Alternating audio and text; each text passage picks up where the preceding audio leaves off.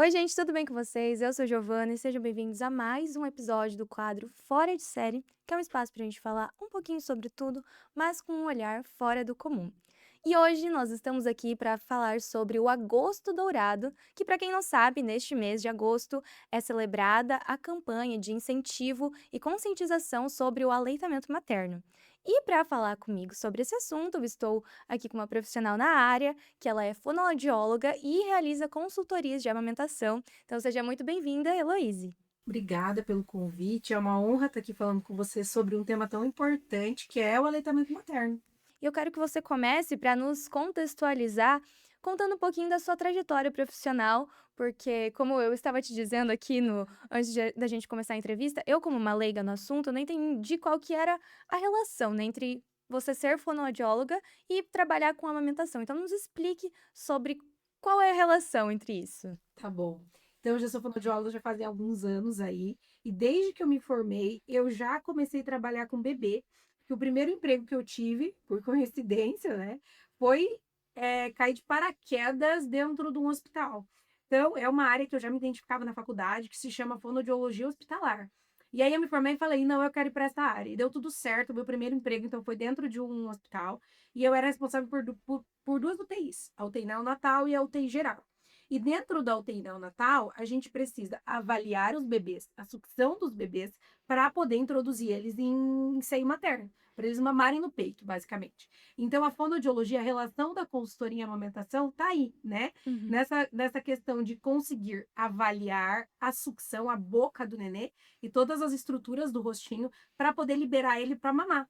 Então, a fonoaudiologia, quando trabalha com consultoria de amamentação, vê a mãe como um todo, mas também avalia o bebê. Então, a relação da fonoaudiologia com a consultoria é basicamente essa. Entendi. E assim, então, como você disse, não era algo que você planejava trabalhar com isso? Você meio que caiu ali sem querer? Na realidade, assim, era o que eu queria. Eu queria trabalhar com fonoaudiologia hospitalar, mas eu Uhum. brinco que eu caí de paraquedas porque eu me formei no final do ano, e aí eu colei grau em março, e, se eu não me engano, maio eu já estava dentro do hospital. Mas era realmente o que eu queria, era a área que eu queria. E é uma área que eu sempre fui trabalhando, que eu já trabalhei, já fazem 14 anos de formado, então eu já trabalhei em várias áreas dentro da fonoaudiologia. Mas essa questão de consultoria, desde o começo eu trabalhei e estou até hoje. Né? Sim. Para começarmos a falar deste assunto exatamente, né, sobre a amamentação, o que você acha que é algo básico que toda mãe deve saber sobre a amamentação? Que a amamentação é muito importante, não só para o bebê, mas para ela também, né? E saber que uma coisa que eu gosto de falar sempre quando eu falo de consultoria de amamentação é dos benefícios dessa amamentação a longo prazo. A gente pensa muito, meu Deus, esse meu filho precisa mamar agora porque ele precisa se nutrir, ele precisa se alimentar, isso é óbvio, né? A gente não quer que nenhuma criança passe fome, porque isso passa na cabeça da mãe, mas o aleitamento materno ele tem benefícios não só a curto, mas a longo prazo. E isso toda mãe deveria saber. E existe uma ideia de que por ser algo natural, né, a amamentação deveria acontecer de uma forma automática. Então, desde sempre, desde o começo, o bebê mamar automaticamente. Isso é uma realidade? Então, a amamentação ela tem várias questões que a gente fala que é natural, mas ela não é instintiva. Então, é um pouco complicado a gente falar disso, porque assim, quando o nenê nasce, pode ter certeza que um pouco de leite vai descer, né? Então, desce o colostro, desce o leite, mas a questão de. Então, isso é natural, porque tem hormônios que são responsáveis por isso. O corpo da mulher já se prepara, tem prolactina, tem ocitocina que está funcionando ali no cérebro da mulher.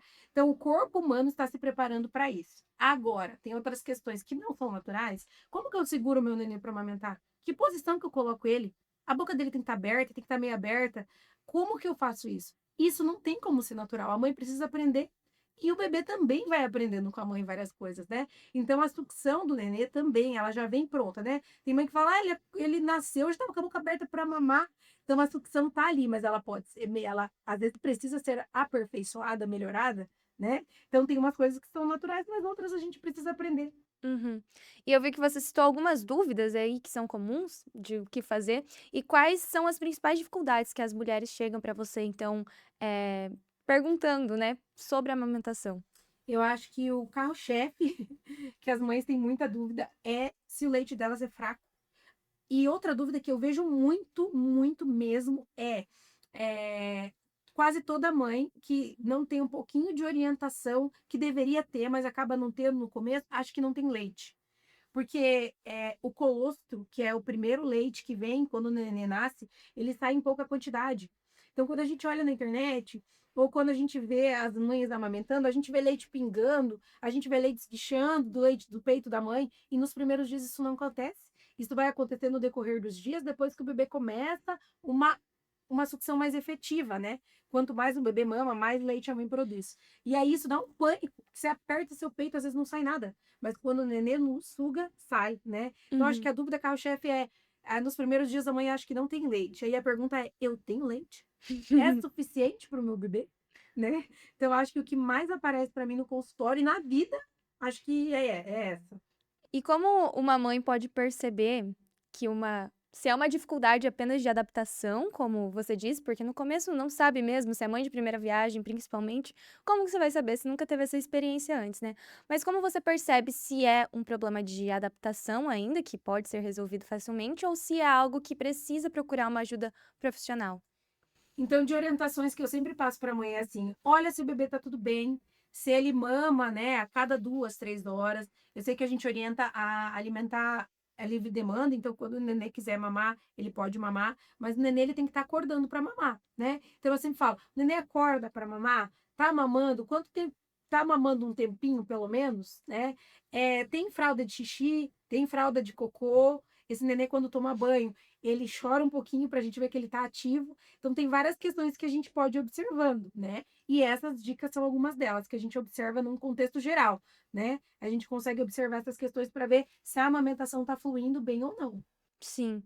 Outra dúvida que eu já vi muita gente falando, que existe uma ideia de que sentir dor na hora da amamentação é algo normal. O que você diria sobre isso? Eu diria que dor não é normal, tá? Mas uma sensibilidade sim, principalmente nos primeiros dias. Então, dor em fisgada, mama fissurada, dor não é normal sentir. Desconforto, sim, porque é uma coisa nova, né? Então, eu também não posso passar a ideia. Inclusive, eu nem gosto de passar essa ideia de que tudo é 100% nos primeiros dias, porque realmente podem ter dificuldades, né? E essas dificuldades podem ser sanadas de forma fácil, assim, então, um desconforto é normal, mas dor não é. Dor a gente precisa procurar ajuda, tá? Uhum, O quanto antes, porque amamentar com dor é difícil. sim. E além deste que é um mito aí passado, né, de que sentir dor é normal, com o aumento do uso das redes sociais, a gente vê muitas informações sendo passadas e muitas vezes é difícil de saber o que que é verdade e o que que não é, né? Qual é outro grande mito que você vê que existe sobre a amamentação? Eu acho que um grande mito sobre a amamentação ainda, tá? Porque isso aí já devia ter sido banido do mundo, mas ainda tem sobre o leite ser fraco. Uhum, Isso ainda acontece das pessoas falarem: ah, ainda vem para mim, às vezes as mães, crianças maiores, assim, falam: ah, eu parei de amamentar porque meu leite era fraco. Então ainda tem isso. E não existe leite fraco, tá? Isso é realmente um mito. A única coisa que pode existir é baixo fluxo, então, que é pouca quantidade. Isso a gente consegue mudar com algumas estratégias, né? Até de manejo da amamentação. Hoje em dia existem medicações que a gente usa que podem ser indicadas para a mãe, quando a gente já sanou todas as outras intercorrências aí para aumentar a produção de leite, mas leite fraco não existe. O leite que a mãe tem ali, ele é maravilhoso, né? Eu brinco uhum, que é a gota dourada mesmo, que às vezes nem é em gota, já é sim. jorra mesmo, porque é realmente incrível tudo que tem dentro do leite materno. Então, esse é um mito que ainda percorre gerações. E é justamente por isso do que você citou agora, da gota dourada, que é chamado de agosto dourado também, né? É por isso. Inclusive, também é legal falar que circula muito na internet agora também falando sobre a hora dourada, né? Que é o neném amamentar, que é o neném mamar nas primeiras horas de vida. Então, Uhum. isso também é muito legal e isso incentiva o aleitamento materno. Quanto antes o neném mamar, é melhor para a descida do leite, para o aumento do colostro, para a saciedade do nenê também. Então, é legal a gente falar sobre isso, né?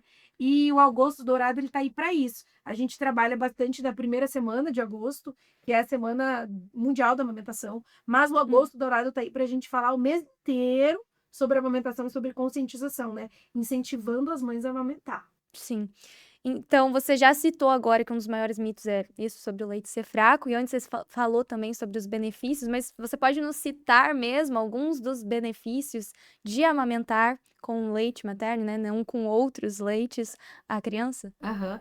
Então, um dos maiores benefícios que a gente tem o leite materno para o nenê e para a mãe, então, é nutrir essa criança. É criar vínculo entre mãe e bebê, né? Esse ato de amamentar, de manter o nenê perto, a gente cria um vínculo. É comprovado, então, que pode diminuir doenças gastrointestinais, né?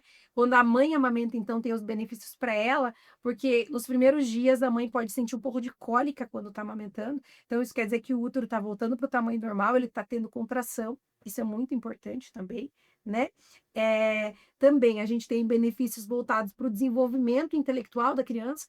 Então, tem estudos que mostram que a criança que mama leite materno exclusivo até os 6 meses, complementado até os 2 anos, é mais inteligente lá no futuro, né? Tem menos dificuldade de sociabilidade também. Então, tem coisas bem legais aí, Uhum. tanto de curto quanto a longo prazo, pensando no aleitamento materno. Coisas que a gente nem imagina, né? Não, que são um pouco falados também, né? Uhum. Porque a gente fala muito do aleitamento materno, mas às vezes nem tá é tão importante a gente falar do leite materno que a gente acaba esquecendo dos benefícios. Fala que é bom, que para alimentar a criança, que ela vai crescer melhor, vai se desenvolver melhor, mas a gente acaba não indo tão a fundo, né? Agora eu quero que você fale especificamente sobre o seu trabalho, então, de consultoria de amamentação. Quem te procura, o que que você faz, como você ajuda essas mães? Então, o trabalho de consultoria de amamentação, ele pode começar já pré-natal, antes do neném nascer, né? Eu trabalho tanto com consultoria pré-natal como consultoria pós-natal, que é depois do nascimento, mas a pré-natal basicamente é passar todas as informações que a mãe precisa para o nascimento do bebê. Então, até eu tenho um curso que se chama Amamentação Sem Surpresas, que eu fiz esse curso gravado em aulas separadas por módulos, para que a mãe, para que as mães consigam assistir com tempo também essas aulas. Mas ele mostra tudo que a mãe precisa saber antes do bebê nascer. Tá? Então, o que que é colostro, o que que é leite de transição, quais são as posições para amamentar, o que que é verdade, o que que é mito, o que que ela precisa comprar, o que que ela não precisa comprar. Eu brinco que é o enxoval da amamentação. Porque isso é importante eu falar também. Todo mundo quer amamentar, mas às vezes a gente precisa se preparar. Às vezes não, a gente precisa se preparar para a amamentação. Quanto mais informação você souber antes do neném nascer, o risco de dificuldades você encontrar quando nascer é quase zero. Tá? Então, assim, é muito importante mesmo essa preparação. Então, é basicamente você aprender como segurar o nenê, o que que você precisa comprar para amamentação, que são pouquíssimas coisas que eu sugiro comprar, as posições, então, né? Todo esse manejo clínico do aleitamento materno, saber o que é colostro, o quanto que o nenê mama nos primeiros dias de vida, isso dá uma luz para a mãe quando o nenê nasce. E a consultoria pós-natal é quando o nenê já nasceu, aí a mãe vem com o nenê para o consultório, ou eu vou na casa da mãe, e aí eu avalio tanto o bebê, a sucção do bebê, a mãe, a mama da mãe, tá? E faço todo esse manejo. Então, eu oriento a mãe como segurar o nenê, né? Como trabalhar essa pega, essa pinça para o nenê amamentar e avalio a sucção do nenê. Então, a gente avalia tanto o binômio, né? Mãe e bebê, para que a amamentação seja mais efetiva. Sim. E apesar de todo esse processo pré-natal, né, que você nos contou que faz, às vezes pode acontecer de quando o bebê nasce não acontecer tudo da maneira como foi planejado antes, né. Você também ajuda nesse processo, então, de auxiliar a mãe quando tudo não acontece como deveria acontecer? Com certeza. E é comum isso acontecer, né? E eu costumo dizer que as mães não precisam achar que falharam porque isso aconteceu. Às vezes acontece alguma intercorrência, a mãe tá com uma fissura na mama, a mãe fala: Meu Deus, mas eu me preparei tanto e aconteceu a fissura. São coisas que podem acontecer, que são intercorrências, que a gente pode corrigir para a amamentação ser de sucesso até quando a mãe quiser amamentar, até os 2, 3 anos, até quando a mãe quiser amamentar. Então, eu tô ali, eu sempre falo assim, que eu tô ali para segurar na mão da mãe e a gente vai junto até o final. Até quando Uhum, ela quiser amamentar, eu vou estar com ela. E eu uhum. tenho mães que, inclusive hoje eu recebi uma mensagem de uma mãe que eu acompanhei desde lá do primeiro mês de vida do nenê, ele já tá agora com 1 ano e pouquinho, e ela me mandando o vídeo dele já querendo falar. Então a gente acompanha, a gente cria vínculo, né, com essas mães, porque não tem como. É Uhum. uma, é, é um período bem, o puerpério é um período bem sensível, né? Então a gente cria vínculo com essas mães aí e segura na mão delas e vai com elas até o final. Elô, eu sei também que você é mãe, então você também teve essa experiência.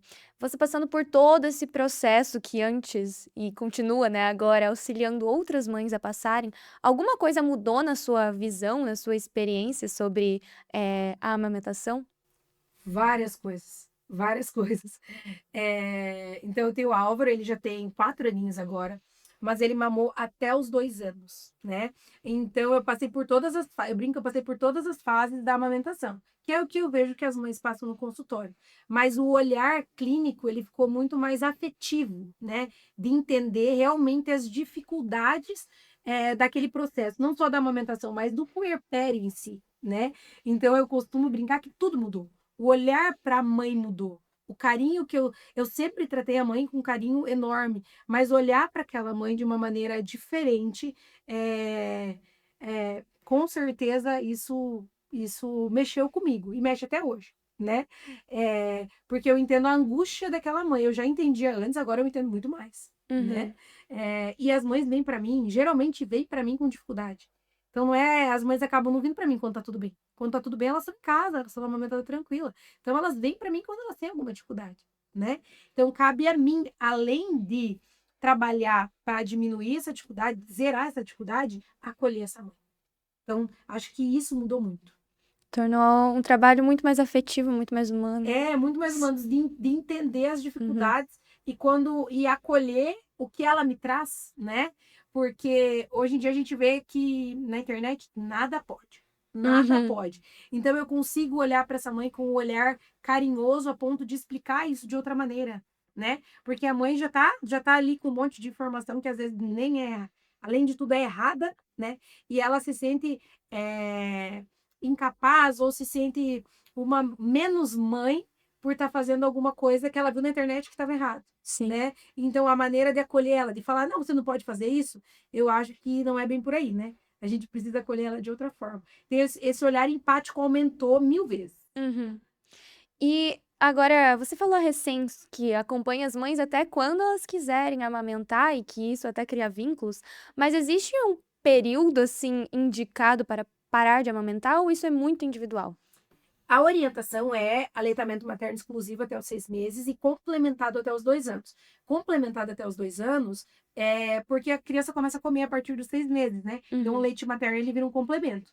Mas a orientação né, da Sociedade Brasileira de Pediatria, enfim, da Unicef, é até os 2 anos. Mas a mãe pode amamentar até quando ela sentir que ela quiser, Sim. né? Tem mãe que amamenta até 3, até 4, tá tudo bem. E você acompanha da mesma forma, até o Se a final. mãe tiver dificuldades, até que eu creio que não, Uhum. porque depois dos primeiro mês ali, 1 mês e meio, já tá entrando tudo no eixo, né? Mas eu brinco de acompanhar assim que elas mandam mensagem, olha quem tá aqui, ó quem tá mamando aqui. Elas vão me mandando foto, ó, estamos mamando bem, estamos crescendo, ó quem tá gordinha, ó quem não tá. Então isso eu recebo foto quase todo dia de uma mãe que eu atendi e amamentei. Eu amo receber essas fotos, eu amo ver as crianças crescendo, porque eu brinco com elas que os primeiros meses estão difíceis, mas depois as crianças vão virando bolotinha, a gente brinca Uhum. junto. É puro leite humano, eu brinco, isso aí é gordurinha de leite humano. E aí vem essas fotos para mim, né, das crianças gordinhas, puro leite humano, e daí a gente brinca junto. Então, a mãe amamenta até quando ela sentir necessidade, né? E até quando for tudo bem para a mãe amamentar também. E pra gente encerrar, então, o nosso bate-papo, eu gostaria que você deixasse uma mensagem, justamente pensando no propósito do Agosto Dourado, né? Deixar uma mensagem para as mães e para toda a sociedade sobre a amamentação. Então, vamos lá, amamentar é realmente um ato de amor, tá? Porque demanda de muita dedicação da mãe. E eu acho isso incrível, porque eu vejo os benefícios curto, médio e longo prazo, mas amamentar é um ato coletivo. Então a gente precisa realmente de apoio a essa mãe, tanto dos profissionais quanto da família e da rede de apoio e da sociedade, para que a amamentação seja coletiva, que ela flui de maneira muito mais natural quando essa mãe é apoiada, para que aí sim o nenê, né, receba todos os benefícios da amamentação, mas a mãe também. Então eu acho que essa é a mensagem que eu quero deixar, que amamentar é lindo, é maravilhoso, é um ato de amor, mas precisa ser um ato coletivo, que todo mundo ande de mão dada para que isso flua mais naturalmente. Sim, importante também só, pra mim adicionar alguma coisa, que não é vergonhoso amamentar em público, né, tem muita gente que vê isso como uma vergonha. Não, não, amamentar é natural, por isso até foi até bom que você falou isso, porque faz parte do processo natural do ser humano, né. Uhum. Então, obviamente, não é uma exposição, né, é uma forma de nutrir um ser humano. Então amamentem sem medo, né, tem até algumas campanhas aí que se chama Mamaço, não sei se você já ouviu falar, Não. aonde as mães se reúnem em praças, em locais públicos Uhum, para amamentar as crianças, todo mundo junto. uhum. Então é bem legal para mostrar a importância da amamentação. Vira e mexe tem uns mamastros por aí, e eu acho que isso faz parte do desenvolvimento humano e é lindo, não é vergonhoso de maneira nenhuma. Isso aí. Então, muito obrigada, Heloísa, por esclarecer tantas dúvidas, né, tantas questões, tantos mitos que rolam pela internet, como a gente falou, e que esse mês realmente seja um lembrete sobre isso que você deixou agora como mensagem final, que amamentar é um ato de amor. Obrigada pelo convite, é uma honra falar de amamentação. Realmente é um tema que me inspira muito, eu Uhum. vivencio isso todos os dias, então é um enorme prazer passar isso para toda a sociedade. E muito obrigada também à nossa audiência, né, que nos acompanhou até aqui. Espero que tenha ficado alguma mensagem aí de toda essa conversa maravilhosa que tivemos aqui com a fonoaudióloga Heloísa. Obrigada.